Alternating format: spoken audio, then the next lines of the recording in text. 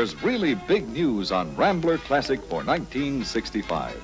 It has all the traditional deep-down classic values, but to the eye, it's totally new. Notice the big difference in the all-new design of the Classic? This is the intermediate-size new Rambler, a full 5 inches longer, 195 inches overall, with a new long, lean, low look. Yet it's on the same 100... This is Linda. She's a 65 Rambler.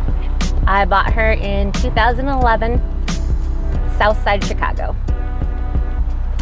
from a fireman. So I've had her for 10 years now. The last 5 years she's been running a little choppy, and then Casey came along and helped rebuild the whole carburetor, and now she's running like a dream. Obviously this is take one, audio file 38. Speaking of dreams, hi, my name's Casey. That's Tristan, that's my friend. She called me and said that her Rambler wasn't running properly. So we used a new carburetor and to piece together the old carburetor, which was a fairly simple and easy process. There's not a whole lot to it. The new carburetor wasn't going to work because the linkages were different, and it was a process to order these parts and sit and wait. So we decided to piece together the old carburetor instead. Way more than it should be, right? Nice. A little bit. Yeah, I've got footage of the carburetor we can overlay. Footage of the carburetor. Talk about working on the carburetor. What happened? What was wrong with the carburetor? I already did that. Oh, did we? Yeah, a couple times. You weren't listening, were you? Don't listen. Sorry, my audio. We should just use this take. Like, what did we actually do? Drink beer. We were a week late to the convention that didn't happen. I listen to quality, not quantity. I think we roll with it. This is the take. This is real life, all right? This is what half a beer gets you.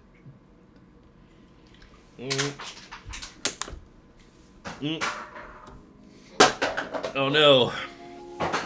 Yeah, so we can loop back to the carburetor and overlay the footage and maybe talk about it in this take, which is obviously our first take.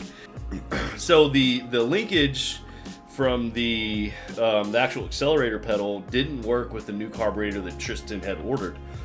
So what we did was take all the components on the new carburetor and pieced the old carburetor back together. It had a massive fuel leak, so when you turned the ignition on, there was no, the little float needle didn't actually stop the gas flow. Oh, the beer got me. Yeah, so new float needle, we switched out the diaphragms, new gaskets. Basically, the old carburetor, what was happening was when you hit the accelerator pedal, there's a little butterfly valve that's supposed to open, and it wasn't actuating at all. So we rebuilt everything, got that to start working properly, and pieced together as much of the new carburetor, the old carburetor, out of the new carburetor that we could. After 2 days worth of work, it was running like a top. It's running! It's running! Whoop, whoop. But before I was finished, Friday I had to leave for 24 hours of Lemons and go do the race at High Plains Raceway.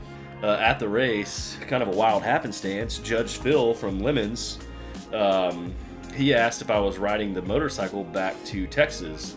I said, no, I'm going to go work on a 1965 Rambler. He stopped in his tracks and said, number 1, is it cream colored? Number 2, is it a 2-door coupe? I said, yes, it is. Yes, it is. And he pulls out his phone, and within a few seconds, he shows me a photo, and he'd actually just written an article about that exact car. Not about a 65 Rambler, but about Tristan's 1965 Rambler. And he apparently lives in the neighborhood and does these little articles about cars in the streets, and hers just happened to be one of them, which is cool because, you know, nowadays, you don't really see these cars too often. But back in 65, these were marketed as the most economical, aka the cheapest family sedan that you can get. So these things were everywhere, and over the years, I guess there's just it wasn't seen as a valuable car at the time. So there's not a whole lot of these things left, which is part of the reason why it was so cool and fun to work on this specific car. Because I had no idea that my friend had this car and that any of my friends would have an AMC Rambler. Didn't really know this car existed besides the fact that AMC did make it.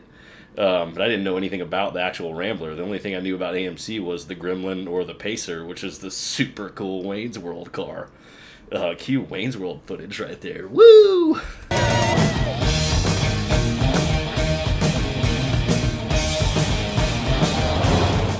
We need a licorice dispenser in the top of the AMC now.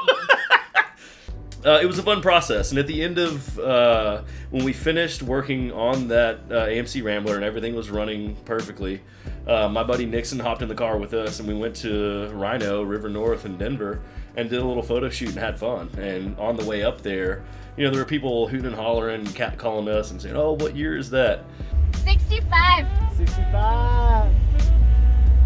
What year is that Camry? And it was fun, like an old car like that was something that's been sitting on the side of her house for 5 years, and it wasn't really seen as an investment. It was just something cool that she bought, and her roommate was trying to get her to sell that thing, and she just didn't want to. It's just a cool old car, and after it was all said and done and running properly, we hopped in the car, grabbed her dog, and went and did a photo shoot and had an awesome time. And I think that's what I was trying to say earlier, talking to my sound guy.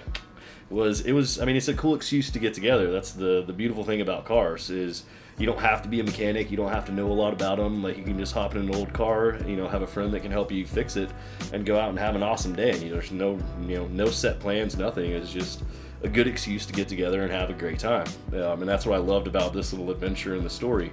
And there was a lot of other happenstances too. Like, a guy walked up and he's like, "I've been spotting this car on the street," and wondered who owned this car.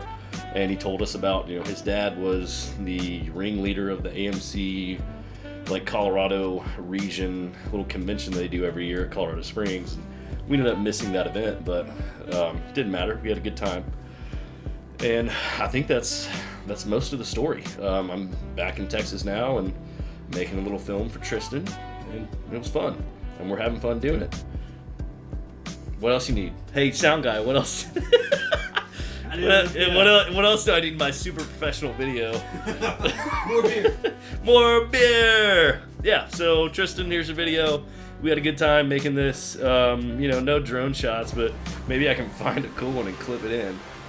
I should clip in like a Corvette or something, ripping around right there. Alright, yeah. I think that's everything. I'm cool with it if you're cool with it. We cool with it? I'm cool with it. AMC Rambler. Licorice dispenser on the roof, Tristan. Then we're good to go. Done. Cut. And that's how you ramble. It only took one take, dude. Woo! Woo! Cue that beer. We're done. That's a wrap. All right, cool. Done. You got your Cut. notepad out? Cut.